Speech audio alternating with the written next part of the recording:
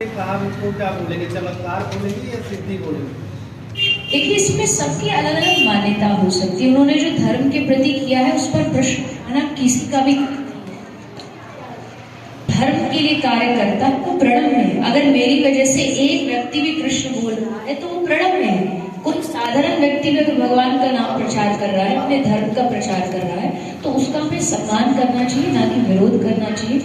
जहां तक बात दूसरे विषय की है, मैं उसमें प्रवेश इसलिए नहीं करना चाहती क्योंकि उसमें मेरा इंटरेस्ट नहीं, रुचि नहीं। सबसे बड़ी बात यह है कि आप उस विषय पर ज्यादा अच्छा बोल सकते हैं जिसमें आपकी खुद की रुचि। मेरा जन्म वृंदावन में हुआ और वृंदावन का बच्चा बस एक बात जानता है, राधा राधा राधा, श्री कृष्ण कृष्ण बाके बिहारी राधा राधा। तो वो हमारे प्राण है। इसके आगे न हमें किसी चमत्कार की आवश्यकता है, ना उस पर ज्यादा मेरी रुचि है। तो मुझे लगता है उस पर मुझे बोलना नहीं चाहिए। लेकिन जितना उनका धर्म के प्रति जो उन्होंने किया है वो मेरे हिसाब से वो प्रणम्य है और सबको उसका स्वागत करना चाहिए। पूरा जीवन की कुंडली में आपको आश्चर्य होगा, मैंने आज तक कभी अपना भविष्य ना दिखवाया ना दिखाना। तो मुझे भरोसा है, मुझे अपने भगवान पर भरोसा है, वो कभी गलत नहीं करेगा।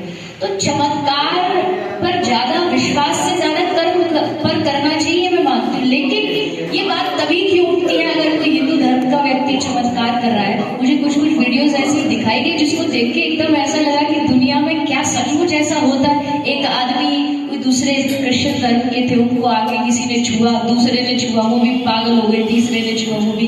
तो अगर आपको चमत्कार पर उंगली उठानी है तो उस समय क्यों नहीं उठाते? ये गलत है, क्योंकि गलत तो गलत है, चाहे वो किसी भी धर्म का। कोई हिंदू धर्म में कोई ऐसा हो भी जाता है, मैं ऐसा नहीं कहती कि कोई गलतियां नहीं होती, हो भी जाती है, तो हम सब अपना अपना लाठी लेके खड़े हो जाते हैं। लेकिन वही जो दूसरे धर्म का कोई गलत हो जाता है तो उसको छुपाने की और बचाने का प्रयास किया जाता है। ये गलत है।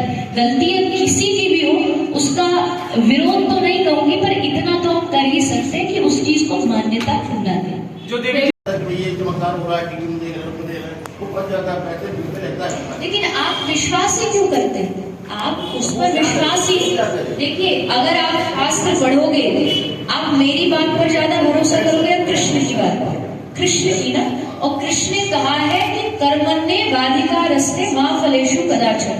कृष्ण कह रहे कर्म कर, फल की चिंता मत कर। अब कर्म कर का मतलब यह है कि आपको फिर इधर उधर इससे जाके भविष्य पूछना, उससे जाके अपना भविष्य बदलवाना, इनके चक्करों में जब आप पढ़ोगे धोखा खाओगे। मैं हमेशा कहती हूँ, अगर संत के पास स्वार्थ लेके जाओगे, अपना निजी स्वार्थ लेके जाओगे तो ठोकर खाओगे। अगर एक स्वार्थ लेके जाओगे संतों के पास कि हम काम बनवाने नहीं, हम इसलिए जा रहे हैं ताकि हमें भगवान मिल जाए, तो ना तो वो आपको धोखा देगा और ना आप धोखा खाएंगे। बस एक ही अगर समाज चीज समझ ले कि हमें संतों के पास भगवान के काम को लेके जाना है, ना कि अपने किसी निजी स्वार्थ के।